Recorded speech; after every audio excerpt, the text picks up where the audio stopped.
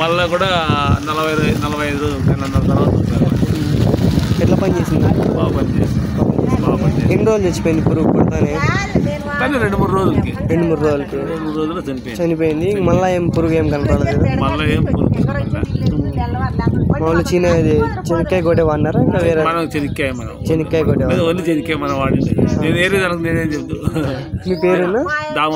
దామోదర్ రెడ్డి. ఏ ఊరు? ఇదే ఎరుగుంటపల్లి. మళ్ళీ ఏ దానికి కొట్టినారన్నా వయ్యాగా? చెనిక్కాయ. ఎన్ని రోజులు పంట కొట్టినారన్నా?